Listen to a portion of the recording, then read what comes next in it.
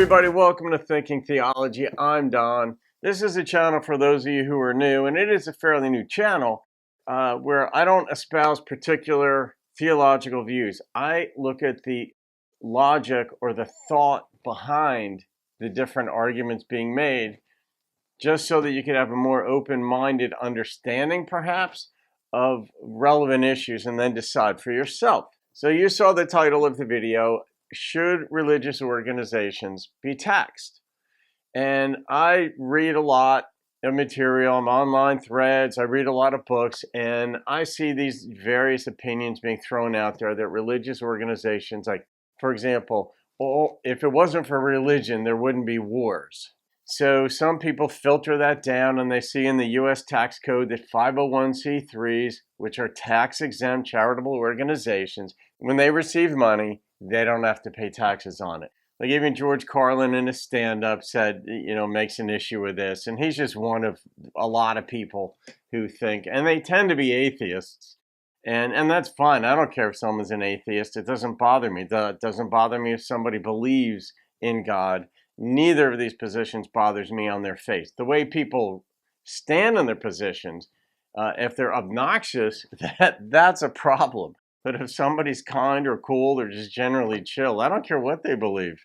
The idea that like all wars were fought over religion, if it wasn't for religion, there wouldn't be wars. That is a very tendentious, specious argument.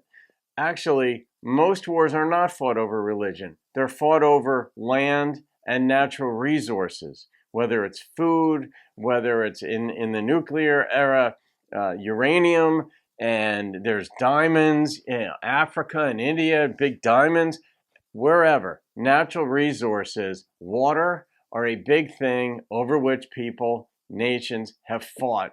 Geography is a big one, land grabs, for instance. It wasn't over religious differences.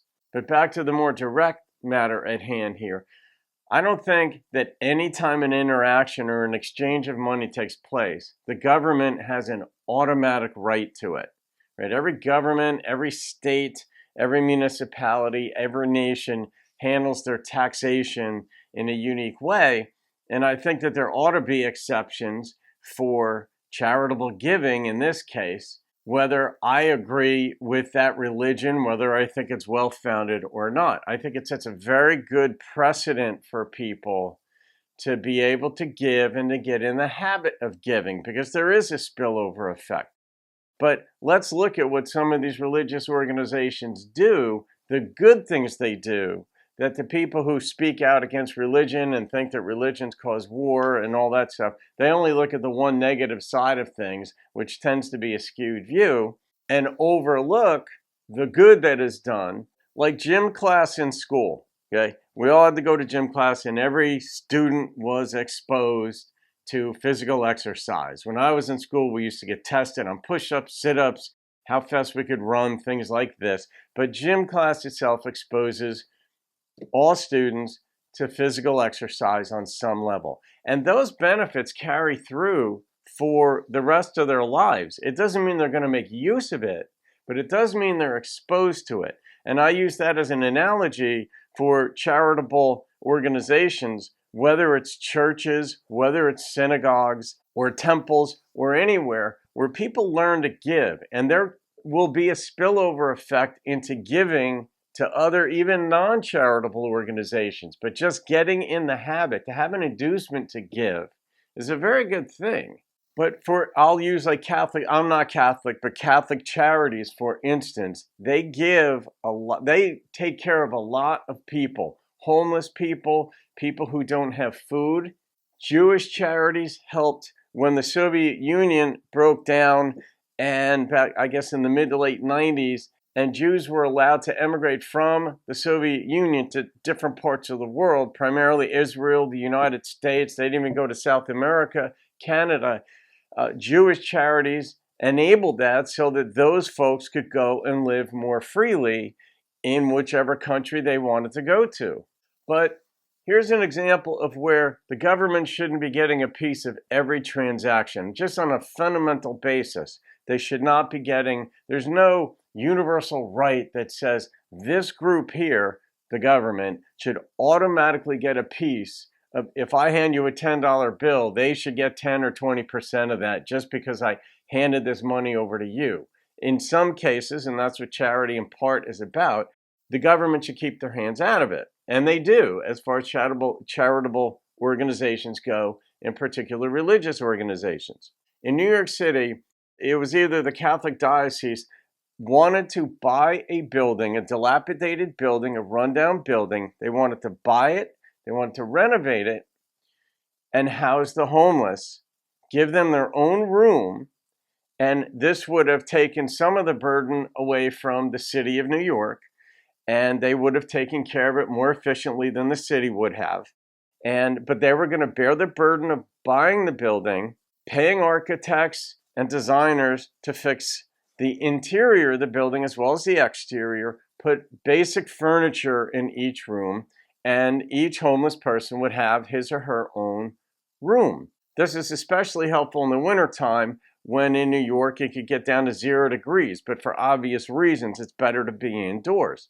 So the building was almost under contract, but then the city came in and said, oh, you have to comply with the Americans with Disabilities Act, and you have to put an elevator, in a working elevator in the building. And I think the building was a 5-story building. So they got estimates on the cost of installing the elevator, which was going to involve like ripping down the middle of the building, installing this elevator, and then reconfiguring the whole building. Net is it was going to cost something like 5 times more than the cost of the building to install the elevator, which was cost prohibitive. So they asked the city, they said, look, I don't think the homeless would mind walking up a couple of stairs, but we don't have the money to put an elevator in that building. And the city came back and said, no, you must put an elevator in. So it never got done. So here's where the religious organization in this case could have done the job much more effectively, much more inexpensively, much more common-sensibly. They could have housed the homeless, fed the homeless, and they were willing to do that. And the government said no because of this other regulation. Whether you agree with that regulation, generally speaking or not, the church, in this case, underwent expense to negotiate, to buy the building, architect's plans, and all this stuff beforehand, and the deal never went through, and those people are still homeless. But they still charge on, and they still try to do other things to feed and house the homeless. And this is just one example of where charity is a good thing. The people who give to get these things done, it's a good thing. Are some of these charities abused? Sure. Are charities, is money abused everywhere in the human endeavors? Yes. In government, in the private sector, in banking, in real estate, wherever? Yes. But does that mean that because anywhere some type of abuse takes place, it should negate all the good that's being done? And the answer to that is, to me, no. And the government really ought to allow that to continue. So merely pointing out the wrong that takes place, or you'll see that, in the Middle East, people are attacking Israel, and it's like, oh, it's Muslim against Jew. It's not. That is not the complete picture. This is about the land that is there that was supposed to belong to another people, Palestinians, Palestine, otherwise now known as Israel and the West Bank. And if a Christian organization or even another Muslim organization went in and took over that land in Israel and said, this is our state now, there would be war there too. It would be Muslim on Muslim war. So I just point this out that it's disingenuous to simply say that because wars happen around the world, that it's all due to religion, and therefore let's take a look at how bad religions are, and we shouldn't be subsidizing them in the United States. They do a lot of good. I don't go to church. I'm not speaking on behalf. I don't go to temple, not a religious person.